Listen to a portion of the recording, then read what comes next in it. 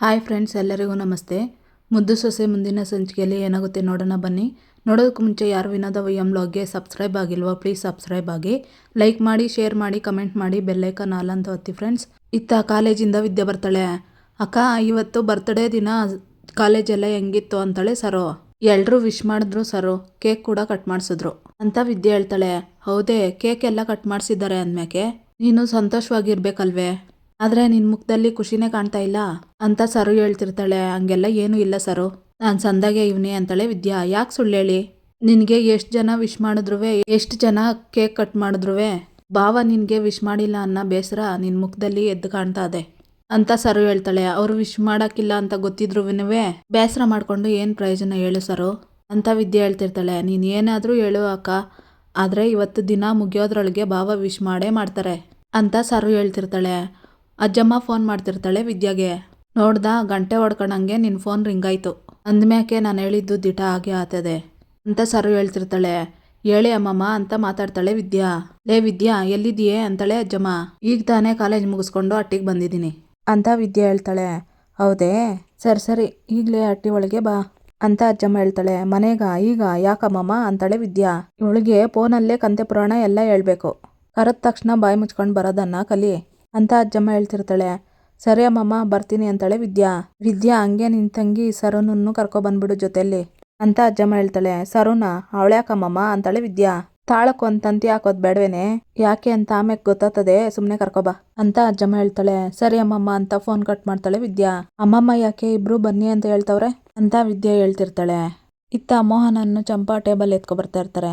ಲೇ ಚಂಪಿ, ಈ ಟೇಬಲ್ನ ಇಲ್ಲೇ ಮಡಗ್ಬಿಟ್ಟು ಇದ್ರ ಮೇಲೆ ಸಂದಾಗಿರೋ ಬಟ್ಟೆ ಹಾಸೋ ಓತಾಕಂಬ ಅಂತ ಅಜ್ಜಮ್ಮ ಹೇಳ್ತಾಳೆ. ಹೋಗಿ ತಗೋಬರೋದಕ್ಕಂತ ಹೋಗ್ತಾಳೆ ಚಂಪಾ. ಮೋಹನ, ವಿದ್ಯಾ ಕೂಡ ಬರೋ ಹೊತ್ತಾಯ್ತು ಅಂತ ಅಜ್ಜಮ್ಮ ಹೇಳ್ತಿರ್ತಾಳೆ. ಬಟ್ಟೆ ತಂದು ಹಾಸ್ತಿರ್ತಾಳೆ ಚಂಪಾ. ಇದೇನಿದು, ವಿದ್ಯನ್ನೂ ಬರಕ್ಕೆ ಹೇಳ್ಕೊಂಡವ್ರೆ, ಅದೇನೋ ಸೀಕ್ರೆಟು ಅಂತ ಬೇರೆ ಹೇಳ್ತವ್ರೆ, ಅದೇನು ನಡೆಸ್ತವ್ರೆ ಅಂತಾನೆ ಅರ್ಥ ಆಗ್ತಾ ಇಲ್ಲಲ್ಲ ಅಂತ ಈಶ್ವರಿ ಮನಸ್ಸಿನಲ್ಲೇ ಅನ್ಕೊಂತಿರ್ತಾಳೆ. ಬಂದಿದ್ದೀರ್ ಕಣವ್ವ, 10 ನಿಮಿಷ ಆಯಿತು, ಅದಕ್ಕೂ ಆಮೇಲೆ ಲೇಟಾಗಿ ಬಂದ್ರಿ ಅಂತ ಹೇಳ್ಗಿಳ್ಬಿಟಿಯಾ ಅಂತ ಸಾವಿತ್ರಿ ಹೇಳ್ತಿರ್ತಾಳೆ. ಅಜ್ಜಮ್ಮ ಮೋಹನ ಮಾತಾಡ್ತಿರ್ತಾರೆ. ನೋಡ್ದೇನೆ ವಿನಂತಿ, ನಾನೇನು ಹೇಳಿದ್ರು ನನ್ನ ಮಾತು ಕುಮ್ಮಕ್ಕೆ ಕೊಡದೆ ಅವ್ರಾಗವ್ರೆ ಎಲ್ಲ ಮಾತಾಡ್ಕೊತವ್ರೆ ಅಂತ ಸಾವಿತ್ರಿ ಹೇಳ್ತಿರ್ತಾಳೆ. ಇತ್ತ ಅಜ್ಜಮ್ಮ ಮೋಹನ ಏನೋ ಮಾತಾಡ್ತಿರ್ತಾರೆ. ಅಲ್ಲಿಗೆ ಶಿವರಾಮೇಗೌಡರು ಗೋವಿಂದೇಗೌಡರು ಬರ್ತಾರೆ. ಅವ್ರ ಜೊತೆಯಲ್ಲಿ ಭದ್ರೇಗೌಡರು ಬರ್ತಾರೆ. ಓ, ಏನಣ್ಣ ಇದು, ಅಟ್ಟಿನಲ್ಲಿ ಏನೋ ಸಂಭ್ರಮ ನಡೀತಾ ಇರಂಗದೆ, ಏನು ಅಂತ ನಿನ್ಗೇನಾದ್ರೂ ಗೊತ್ತೇ ಅಂತ ಗೋವಿಂದೇಗೌಡರು ಹೇಳ್ತಾರೆ. ನನಗೂ ಏನು ಗೊತ್ತಿಲ್ಲಪ್ಪ, ಇದನ್ನೆಲ್ಲ ನೋಡ್ತಾ ಇದ್ರೆ ನನಗೂ ಏನೋ ಆಶ್ಚರ್ಯ ಆಗ್ತಾ ಇದೆ ಅಂತ ಶಿವರಾಮೇಗೌಡರು ಹೇಳ್ತಾರೆ. ಅಯ್ಯೋ ಅಣ್ಣ, ಇಲ್ಲೇ ಇರೋ ನಮ್ಗೇನೆ ಏನು ಮಾಡ್ತಾವ್ರೆ ಅಂತಾನೆ ಗೊತ್ತಾಗಿಲ್ಲ, ನೀವು ಈಗ ಬಂದಿದ್ದೀರಿ, ನಿಮ್ಗೆ ಹೆಂಗೆ ಗೊತ್ತಾಗುತ್ತೆ, ಆಟೋದಿಂದ ನಾನು ಅವನ್ನ ಕೇಳಿ ಕೇಳಿ ಬಾಯೆಲ್ಲ ನೋವು ಬಂತು ಅಂತ ಸಾವಿತ್ರಿ ಹೇಳ್ತಾಳೆ. ಏನವ್ವ ಇದು, ನಿನ್ನ ಅಧ್ಯಕ್ಷತೆಯಲ್ಲಿ ಮನೆಯೆಲ್ಲ ಅಲಂಕಾರ ಮಾಡಿಸ್ಬಿಟ್ಟಿದ್ದಿ, ಏನಿವತ್ತು ವಿಶೇಷ ಅಂತ ಶಿವರಾಮೇಗೌಡರು ಕೇಳ್ತಾರೆ. ಏನು ವಿಷಯ ಅನ್ನೋದು ಇನ್ನು ಹೊಸಿ ಹೊತ್ತಿನಲ್ಲೇ ಗೊತ್ತಾಗ್ತದೆ ತಡಿಯಪ್ಪ ಅಂದಂಗೆ ಶಿವರಾಮ ಅಂತ ಮಾತಾಡ್ತಿರ್ತಾಳೆ ಅಜ್ಜಮ್ಮ ಮಗನ ಹತ್ರ. ಎಲ್ಲ ಬಜಾರಿ ಭಾಗೀರಥಿ, ಸೀಕ್ರೆಟು ಅಂತ ಹೇಳಿ ಬರ್ತ್ಡೇ ಮಾಡಕ್ಕೆ ನಿಂತಿದ್ಯಾ ಅಂತ ಭದ್ರ ಹೇಳ್ಕೊತಿರ್ತಾನೆ ಮನಸ್ಸಿನಲ್ಲಿ. ವಿದ್ಯಾನನ್ನು ಸರು ಬರ್ತಾಳೆ ಅಲ್ಲಿಗೆ. ಅಮ್ಮಮ್ಮ ಬರಕ್ಕೆ ಹೇಳಿದ್ರಿ ಅಂತಾಳೆ ವಿದ್ಯಾ. ಬಂದೇನೆ, ನಿನ್ನ ದಾರಿನೇ ಕಾಯ್ತಾ ಇದ್ದೆ, ಬಾ ಅಂತ ಕೂಗ್ತಾಳೆ ಅಜ್ಜಮ್ಮ. ವಿದ್ಯಾನ್ನು ಸರು ಹತ್ರ ಹೋಗ್ತಾರೆ. ಏ ಚಂಪಿ, ಕ್ವಾಟ್ಲೆ ತಕೊಬನ್ನಿ ಅಂತ ಹೇಳ್ತಾಳೆ ಅಜ್ಜಮ್ಮ. ಚಂಪನ್ನು ಕ್ವಾಟ್ಲೆ ಹೊರಟೋಗ್ತಾರೆ ಎತ್ಕೊಬರೋದಕ್ಕಂತ ಕೇಕ್ನ. ಕ್ವಾಟ್ಲೆ ಹ್ಯಾಪಿ ಬರ್ಡೇ ಅಂತ ಗ್ಲಾಗ್ತಾನೆ ಚಾರ್ಟನ. ಅದನ್ನ ನೋಡಿ ಎಲ್ರನ್ನೂ ಓ ಅಂತ ಅನ್ಕೊಂತಿರ್ತಾರೆ. ನನ್ಗೆ ಗೊತ್ತಿತ್ತು ಕಾಗೆ ಮುದುಕಿ, ನೀನು ಇಂಥದೆಯ ಏನಾದರೂ ಒಂದು ಕಿತಾಪತಿ ಮಾಡಿರ್ತೀಯ ಅಂತ ಭದ್ರ ಮನಸ್ಸಿನಲ್ಲೇ ಅನ್ಕೊಂತಿರ್ತಾನೆ. ಇತ್ತ ವಿದ್ಯಾ, ಅವ್ವ ಯಾರ್ದವ್ವ ಬರ್ಡೇ, ನಂದಂತೂ ಅಲ್ವಲ್ಲ ಅಂತಾಳೆ ಚಿತ್ರ. ನಂದೂ ಅಲ್ಲ, ನಿಮ್ಮ ಅಪ್ಪಂದೂ ಅಲ್ಲ, ಯಾರ್ದಂತ ನನಗೂ ಗೊತ್ತಿಲ್ಲ, ನೋಡೋಣ ಇರೋ ಅಂತಾಳೆ ಈಶ್ವರಿ. ಇತ್ತ ಕೇಕ್ ತಂದು ಚಂಪಾ ಇಡ್ತಾಳೆ. ಲೇ, ಓಡೋಗಿ ನೋಡ್ಕೊಬಾ, ಅದ್ಯಾರ್ದು ಅಂತ ಕೇಕ್ ಮೇಲೆ ಬರ್ತಿರ್ತಾರೆ, ಹೋಗು ಅಂತಿರ್ತಾಳೆ ಸಾವಿತ್ರಿ. ವಿನಂತಿ ಬಂದು ನೋಡ್ಕೊಂಡೋಗಿ ವಿದ್ಯಿಂದು ಕಣವ್ವ ಅಂತಾಳೆ. ಹುಟ್ಟು ಹಬ್ಬದ ಶುಭಾಶಯಗಳು ವಿದ್ಯಾ ಅಂತ ಸರು ಕೇಕ್ ಮೇಲೆ ಬರ್ದಿರೋದನ್ನ ಓದ್ತಿರ್ತಾಳೆ. ಲೇ ಸಾವಿತ್ರಿ, ಇವತ್ತು ಆ 3 ಅಡಿ ಬರ್ತ್ಡೇ, ಅದನ್ನ ಆಚರಣೆ ಮಾಡ್ಬೇಕಂತ್ಲೆ ಈ ಮುದುಕಿ ಈಟ ಎಲ್ಲ ಮಾಡ್ತಾ ಇರೋದು ಅಂತ ವಿನಂತಿ ಹೇಳ್ತಿರ್ತಾಳೆ. ಶಿವರಾಮ, ಇವತ್ತು ನಮ್ಮ ವಿದ್ಯಾನ ಹುಟ್ಟಿದಬ್ಬ, ಅದಕ್ಕೆ ನಾವೆಲ್ಲ ಸೇರ್ಕೊಂಡು ಆಚರಣೆ ಮಾಡೋಣ ಅಂತ ನಾನೇ ಹಿಂಗೆ ವ್ಯವಸ್ಥೆ ಮಾಡಿದ್ದೀನಿ ಅಂತ ಅಜ್ಜಮ್ಮ ಹೇಳಿ ಖುಷಿಯಿಂದ ಇರ್ತಾರೆ. ಏನು ಮಾಡ್ತಾ ಇದ್ದೀರಾತೆ, ನಾನು ಹಿಂಗೆ ಹೇಳ್ತಾ ಇದ್ದೀನಿ ಅಂತ ಬೇಜಾರು ಮಾಡ್ಕೊಬೇಡಿ, ಇವಳು ಸಂಬಂಧನೇ ಬೇಡ ಅಂತ ಕೋರ್ಟಲ್ಲಿ ಕೇಸ್ ಹಾಕ್ಕೊಂಡಿದ್ದೀವಿ, ಅದು ಮುಗ್ದು ಇತ್ಯರ್ಥ ಆದಮೇಲೆ ತಾನೇ ಇದೆಲ್ಲ ಸಂಭ್ರಮ, ಅದಕ್ಕೂ ಮುಂಚೆ ಯಾಕೆ ಬೇಕು ಇದೆಲ್ಲ ಅಂತ ಈಶ್ವರಿ ಹೇಳ್ತಾಳೆ. ಅವ್ವ, ಅಟ್ಟಿವರೆಗೆಲ್ಲ ಇವಳು ಮಾಡಿರೋ ಮೋಸಕ್ಕೆ ಇವಳಿಗೆ ಕೇಕ್ ಕಟ್ ಮಾಡಿ ಬರ್ತ್ಡೇ ವಿಶಸ್ ತಿಳಿಸ್ಬೇಕೆ ಅಂತ ಸಾವಿತ್ರಿ ಹೇಳ್ತಿರ್ತಾಳೆ. ಲೇ ಅದೋ ಹಂಗಲ್ಲ ಕಣ್ರೆ ಅಂತಿರ್ತಾಳೆ ಅಜ್ಜಮ್ಮ. ಇನ್ನೆಂಗಮ್ಮಮ್ಮ, ಇವಳಿಗೂ ನಮ್ಮ ಅಟ್ಟಿಗೂ ಸಂಬಂಧ ಇಲ್ಲ ಅನ್ಮೇಕೆ ಇದೆಲ್ಲ ಯಾಕೆ ಮಾಡಬೇಕು ಅಂತಾಳೆ ಚಿತ್ರ. ಏನ್ರೆ ನಿಮ್ದೇನು ನಾಲ್ಗೆನ ಇಲ್ಲ ಎಕ್ಕಡನ, ಗಳಿಗೆಗೊಮ್ಮೆ ಗಂಟೆಗೊಮ್ಮೆ ಮಾತಾಡ್ತೀರಾ? ಆವತ್ತು ಇವಳು ಹೋಟ್ಲಲ್ಲಿ ಕೆಲಸ ಮಾಡೋ ಅನ್ನೋ ವಿಷಯಕ್ಕೆ ನೀನಿನ್ನೂ ಈ ಮನೆ ಸೊಸೆನೆ ಆದ್ರೂ ಅಲ್ಲೋಗಿ ಕೆಲಸ ಮಾಡ್ತೀಯಾ ಅಂತ ಕೇಳಿದ್ರಲ್ವೇ, ಆಗ ಈ ಮನೆ ಸೊಸೆ ಆಗಿದ್ದವಳು ಇವಳು, ಈಗಲೂ ಈ ಮನೆ ಸೊಸೆನೆ ಅಂತ ಅಜ್ಜಮ್ಮ ಹೇಳ್ತಾಳೆ. ಓಹೋ, ಅದಕ್ಕೂ ಇದಕ್ಕೂ ಏನಮ್ಮಮ್ಮ ಸಂಬಂಧ ಅಂತಾಳೆ ಚಿತ್ರ. ಹಂಗಾರೆ ನಿಮಗೆ ಬೇಕಾದಾಗ ಇವಳು ಈ ಮನೆ ಸಂಬಂಧ, ಇಲ್ಲದೆ ಹೋದ್ರೆ ಸಂಬಂಧ ಇಲ್ವೇ? ನಿಮಗೆ ಈ ನ್ಯಾಯ ಸರಿ ಅಂತ ಅನಿಸ್ತಾ ಇದೆಯೇನ್ರೆ ಅಂತ ಅಜ್ಜಮ್ಮ ಕೇಳ್ತಾಳೆ. ಅಯ್ಯೋ ಅತ್ತೆ, ನಿಮ್ಗೆ ಹೇಳೋಕ್ಕೂ ಆಗೋಕ್ಕಿಲ್ಲ, ನಿಮಗೆ ಬಾಯಿ ಕೊಡೋಕ್ಕೂ ಆಗೋಕ್ಕಿಲ್ಲ ಬಿಡಿ. ನೋಡಿ ಬಾವ, ಇವೆಲ್ಲ ನಿಮಗೂ ಇಷ್ಟ ಇಲ್ಲ, ಭದ್ರಂಗೂ ಇಷ್ಟ ಇಲ್ಲ. ಆದರೂ ಅತ್ತೆ ಪದೇ ಪದೇ ಯಾಕೆ ಹಿಂಗೆ ಮಾಡ್ತಾವ್ರೆ ಅಂತ ನಂಗೆ ಗೊತ್ತಾಗ್ತಾ ಇಲ್ಲ. ನನಗೆ ಯಾಕೋ ಇದು ಸಂದ ಕಾಣಿಸ್ತಾ ಇಲ್ಲ ಬಾವ. ಇದ್ರ ಬಗ್ಗೆ ನೀವು ಮಾತಾಡಲೇಬೇಕು ಬಾವ ಅಂತ ಹೇಳ್ತಾಳೆ ಈಶ್ವರಿ. ಯಾಕಮ್ಮ ಹಿಂಗೆ ಚಿಕ್ಕ ಮಕ್ಳಂಗೆ ಹಠ ಮಾಡಿಕೊಂಡು ಮನೆ ನೆಮ್ಮದಿನ ಹಾಳು ಮಾಡ್ತಾ ಇದೀಯಾ ಅಂತ ಶಿವರಾಮೇಗೌಡರು ಹೇಳ್ತಾರೆ. ಹಂಗಾರೆ ಶಿವರಾಮ, ನಾನು ಮಾಡ್ತಾ ಇರೋದು ತಪ್ಪು ಅಂತ ಹೇಳ್ತಾ ಇದೀಯೇನೋ? ಅವಳಿಂದ ಈ ಅಟ್ಟಿಗೆ ನಿನಗೆ ಒಳ್ಳೇದಾಗಿರೋದನ್ನ ಮರಿಬೇಡ್ಲಾ? ಬೇರೆಯವ್ರು ಬೇಕಾದ್ರೆ ಮರೀಲಿ, ನೀನು ಮಾತ್ರ ಮರಿಬೇಡ ಕಣ್ಲಾ. ಎಲ್ಲದಕ್ಕಿಂತ ಹೆಚ್ಚಾಗಿ ನಾನು ಇವತ್ತು ಜೀವಂತವಾಗಿದ್ದೀನಿ ಅಂದರೆ ಇವಳೇ ಕಾರಣ.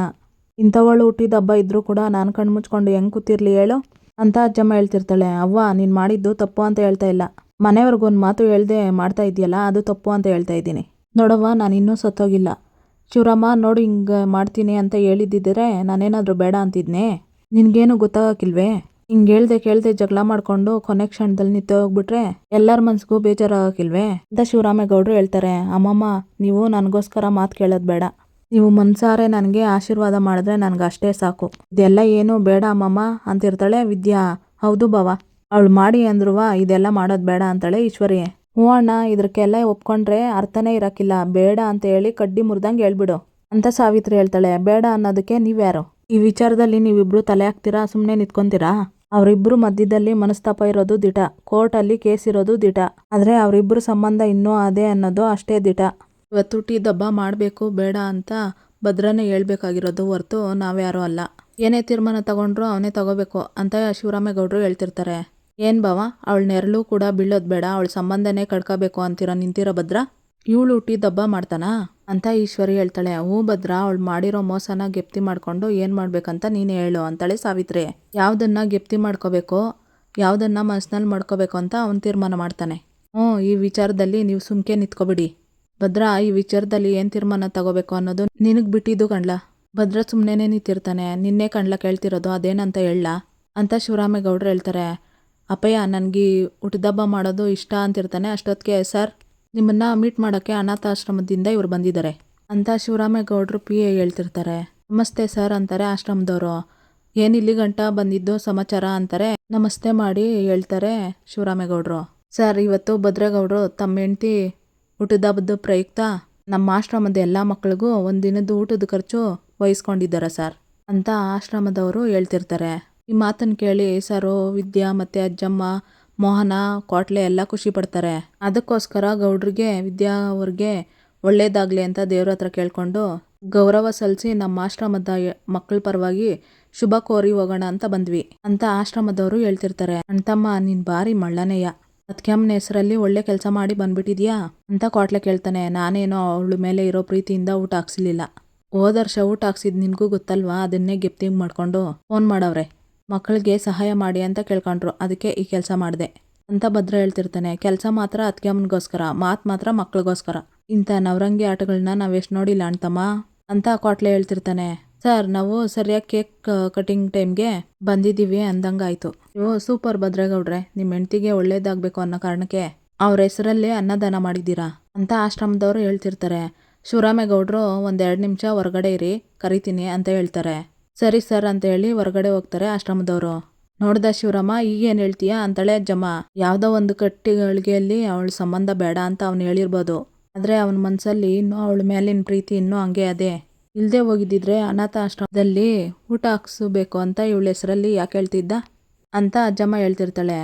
ಭದ್ರೇಗೌಡ, ಇಲ್ಲ ಅಮ್ಮಮ್ಮ, ಅದೇನಾಯ್ತು ಅಂತಂದರೆ ಅಂತಿರ್ತಾನೆ. ಏಯ್ ಸಾಕು ಮಾಡ್ಲಾ, ನಿನ್ನ ನಾಟಕನ ಎಲ್ಲ ಕಂಡೀವ್ನಿ, ಸುಮ್ಕೆ ಬಿಗ್ಮಾನ ಬಿಟ್ಟು ಮನಸ್ಸಿನಲ್ಲಿರೋದನ್ನೆಲ್ಲ ಹೇಳಿ ಹುಟ್ಟಿದಬ್ಬ ಮಾಡು. ಶಿವರಾಮ, ಈಗಲಾದರೂ ಹುಟ್ಟಿದಬ್ಬ ಮಾಡ್ಬೋದೇ ಅಂತಾಳೆ ಅಜ್ಜಮ್ಮ. ಅವನೇ ಒಪ್ಕೊಂಡಿದ್ದಾನೆ ಅಂದ್ಮೇಕೆ ನಾನು ಯಾಕೆ ಬೇಡ ಅನ್ಲಿ? ಅಂತ ಶಿವರಾಮೇಗೌಡರು ಹೇಳ್ತಾರೆ. ಇಲ್ಲಪ್ಪಯ್ಯ ನಾನೇನು ಅಂತಿರ್ತಾನೆ ಭದ್ರ. ನೋಡು ಮಗ, ನಿನ್ನಿಷ್ಟಕ್ಕೆ ನಾನು ಯಾವತ್ತೂ ವಿರೋಧ ಮಾಡೋದಿಲ್ಲ ಅನ್ನೋದು ನಿನಗೆ ಸಂದಾಗ ಗೊತ್ತದೆ. ಅಂದ್ಮೇಕೆ ನಾನೇನೋ ತಿಳ್ಕೊತೀನಿ ಅನ್ನೋದು ಬೇಡ. ನಿಂದೇನೇ ನಿರ್ಧಾರ ಆಗಿದ್ರು ಅದಕ್ಕೆ ನಾನು ಒಪ್ಕೊತೀನಿ ಅಂತ ಶಿವರಾಮೇಗೌಡರು ಹೇಳ್ತಿರ್ತಾರೆ. ಅಂದರೆ ನಿನ್ನ ಅತ್ತಿಗೆಮ್ಮನ ಜೊತೆ ಬಾಳ್ತೀನಿ ಅಂದ್ರೂ ಮಾವ ಇಂದು ನೋ ಅಬ್ಜೆಕ್ಷನ್ ಅಣ್ತಮ್ಮ ಅಂತ ಕೋಟ್ಲೆ ಹೇಳ್ತಾನೆ. ಲೇ, ಆಗದೆ ಇರೋದನ್ನ ಮಾತಾಡೋದು ಬಿಟ್ಟು ಸುಮ್ಕುನ್ ನಿಂತ್ಕೊಳ್ಳ. ವೆಂಕಟೇಶ್ ಅವ್ರನ್ನ ಕರೀರಿ ಅಂತ ಗೋವಿಂದೇಗೌಡರು ಹೇಳ್ತಿರ್ತಾರೆ. ಏ ವಿದ್ಯಾ, ಬಾರ್ಲೆ ಇಲ್ಲಿ ಅಂತ ಕೂಗ್ತಾಳೆ ಅಜ್ಜಮ್ಮ ಪಕ್ಕಕ್ಕೆ. ಸರ್, ನಿಮಗೆ ಮತ್ತೆ ವಿದ್ಯಮ್ಮ ಅವ್ರಿಗೆ ಸಣ್ಣದಾಗಿ ನಮ್ಮ ಆಶ್ರಮದ ಕಡೆಯಿಂದ ಸನ್ಮಾನ ಇಟ್ಕೊಂಡಿದ್ದೀವಿ ಅಂತ ಆಶ್ರಮದವರು ಹೇಳ್ತಾರೆ. ಸರ್, ಹಂಗಿದ್ರೆ ಈ ಸನ್ಮಾನನ ನಮ್ಮ ಅತ್ತಿಗೆಮ್ಮನಿಂದ ಅಣ್ತಮ್ಮನಿಗೆ, ಅಣ್ತಮ್ಮನಿಂದ ನಮ್ಮ ಅತ್ತಿಗೆಗೆ ಮಾಡಿಸಿ ಅಂತ ಹೇಳ್ತಿರ್ತಾನೆ ಕೋಟ್ಲೆ. ಒಳ್ಳೆ ಐಡಿಯಾ. ಹಂಗಾದ್ರೆ ಭದ್ರೇಗೌಡ್ರೆ, ನೀವೇ ನಿಮ್ಮ ಹೆಂಡ್ತಿಗೆ ಸನ್ಮಾನ ಮಾಡಿ. ನಾಚ್ಕೋಬೇಡ, ಬಾರೋ ಮೊಮ್ಮಗನೇ, ಹೆಂಡ್ತಿಗೆ ಒಳ್ಳೇದಾಗಲಿ ಅಂತ ಒಳ್ಳೆ ಕೆಲಸ ಮಾಡಿ ಹಿಂದಕ್ಕೆ ನಿಂತ್ಕೊಂಡ್ರೆ ಹೆಂಗ್ಲ? ಬಾ ಅಂತ ಕೂಗ್ತಿರ್ತಾಳೆ ಅಜ್ಜಮ್ಮ. ಬಂದು ಪಕ್ಕದಲ್ಲಿ ನಿಂತ್ಕೊತಾನೆ ಭದ್ರ. ಆಶ್ರಮದವರು ಶಾಲುನ್ನು ಮತ್ತೆ ಹಾರಾಕ್ಸ್ತಾರೆ ಭದ್ರನ ಕೈಯಲ್ಲಿ ವಿದ್ಯಾಗೆ. ಭದ್ರನ್ಗೆ ಶಾಲು ಒತ್ಸಿ ಮತ್ತೆ ಹಾರ ಹಾಕ್ತಾಳೆ ವಿದ್ಯಾ. ಸನ್ಮಾನ ಎಲ್ಲ ಮಾಡಿದ್ದಾದ್ಮೇಲೆ ಕೋಟ್ಲೆ ಬಂದು ಒಂದು ಫೋಟೋ ಇಟ್ಕೊತಾ ಇರ್ತಾನೆ ವಿದ್ಯಾನ್ನು ಮತ್ತೆ ಭದ್ರಂದು. ಅಣ್ತಮ್ಮ, ಅತ್ತಿಗೆಮ್ಮನ ಪಕ್ಕದಲ್ಲಿ ಬಾ ಅಂತ ಹೇಳಿ ಹತ್ತತ್ರ ನಿಲ್ಲಿಸಿ ಒಂದು ಫೋಟೋ ತೆಗಿತಿರ್ತಾನೆ ಕೋಟ್ಲೆ. ಎಲ್ಲರೂ ಚಪ್ಪಾಳೆ ತಟ್ತಾ ಖುಷಿಯಾಗಿರ್ತಾರೆ. ಇಲ್ಲಿಗೆ ಈ ಸಂಚಿಕೆ ಮುಕ್ತಾಯ ಆಗುತ್ತೆ. ಇನ್ನೂ ಯಾರು ವಿನೋದ ವೈಎಂ ಬ್ಲಾಗ್ಗೆ ಸಬ್ಸ್ಕ್ರೈಬ್ ಆಗಿಲ್ವೋ ಪ್ಲೀಸ್ ಸಬ್ಸ್ಕ್ರೈಬ್ ಆಗಿ, ಲೈಕ್ ಮಾಡಿ, ಶೇರ್ ಮಾಡಿ, ಕಮೆಂಟ್ ಮಾಡಿ, ಬೆಲ್ಲೈಕನ್ ಆಲ್ ಅಂತ ಒತ್ತಿ ಫ್ರೆಂಡ್ಸ್. ಈ ವಿಡಿಯೋ ನೋಡಿದ್ದಕ್ಕಾಗಿ ಎಲ್ಲರಿಗೂ ಧನ್ಯವಾದಗಳು.